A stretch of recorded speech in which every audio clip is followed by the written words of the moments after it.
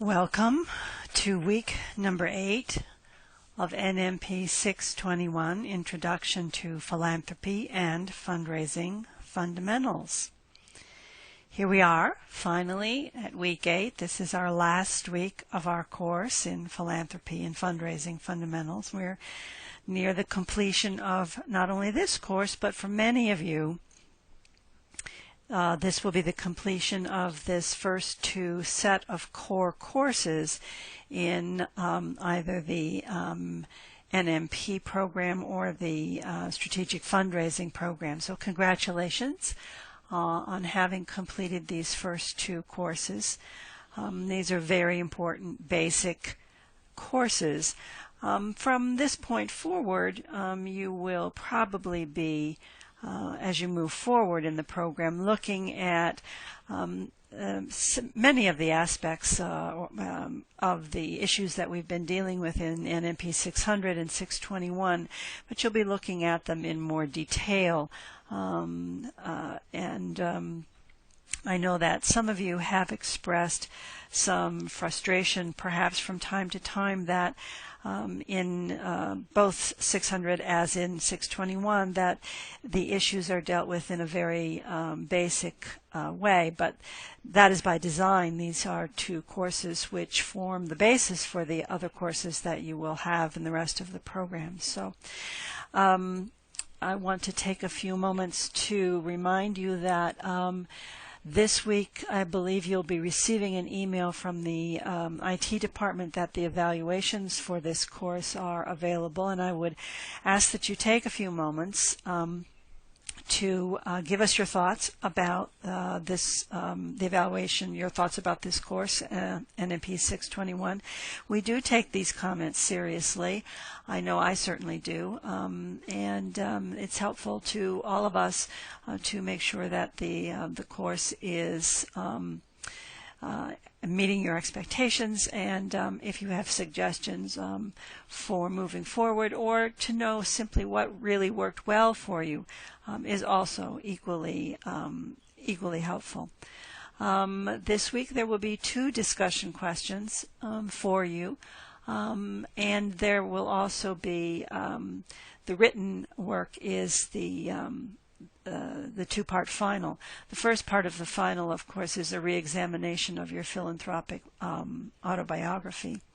And the second is a case study which is related to working with donors. So my remarks this week will be brief as they relate specifically to the philanthropy.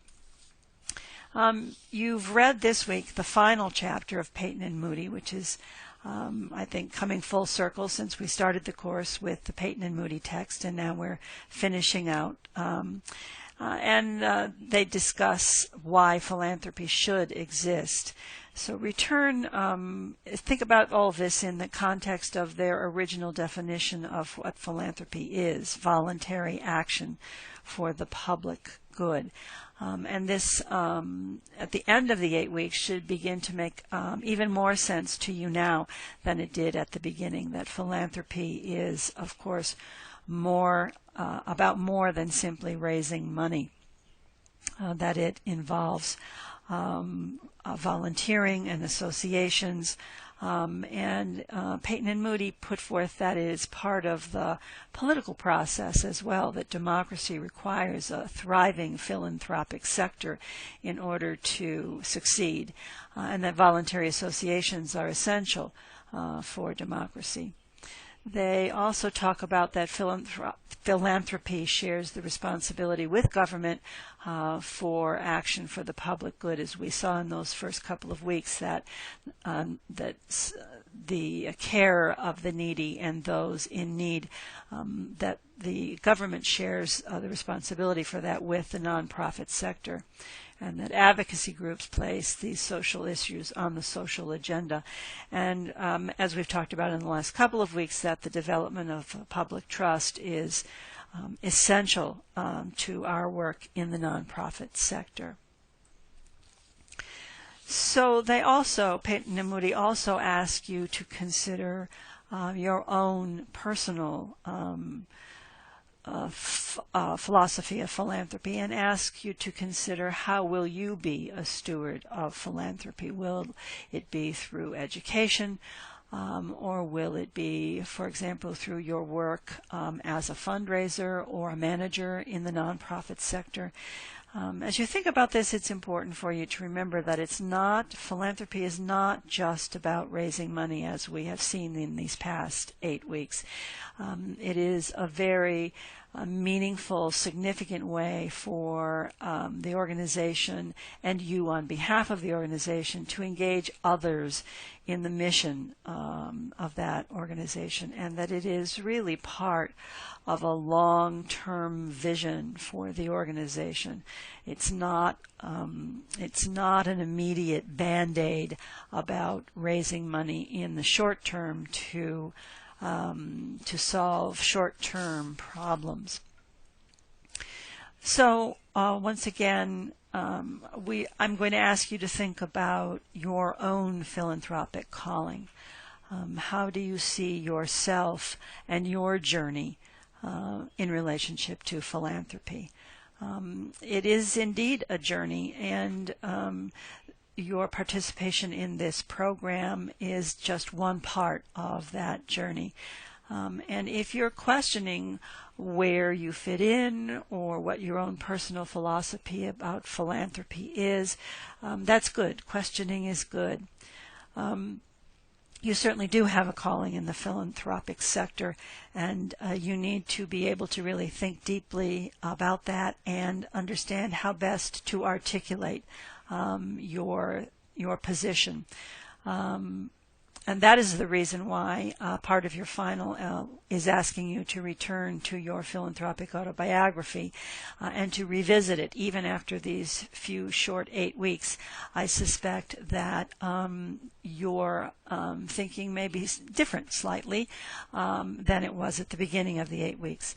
One of your reading assignments or viewing assignments for this week is to watch this video by Catherine Fulton on the future of philanthropy, and I think you'll like it very much. And she discusses the entrepreneurial nature of the future of philanthropy, and that is very much in keeping with the themes that we've been discussing these 8 weeks.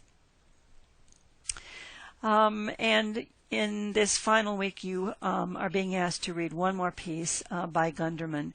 And in that piece is the following quote: "By giving, we become more human, which in turn makes it more natural to give." And I particularly like this Gunderman quote because I think it really sums up the essence of what we've been discussing about philanthropy these 8 weeks. Some of the courses, as you move forward, some of the courses in the fundraising program and in the NMP management program will speak in more detail about fundraising, and they will speak about fundraising in terms of raising money. And that's natural because of the very nature of what it is that those courses will be addressing, donor relations or capital campaign or annual giving or financial decision making, for example. But as you go through those courses, I would ask you always to keep in the back of your mind this definition of philanthropy that we have been developing these past few weeks, the idea that philanthropy is much more than about raising money, much, much more than about fundraising. So I would ask that you return to your own definition as an individual. Kim Klein, for example, the Kim Klein book has given you great resources for fundraising for small organizations within small grassroots organizations. And I imagine that many of you will end up working in the nonprofit sector for some of these fine, small organizations. The work they do is equally important, and they will be lucky to have you. I look forward to hearing all about your work, your continued work in your own communities as you move forward, not only in this program, but as you get out of the program and begin to work in the sector.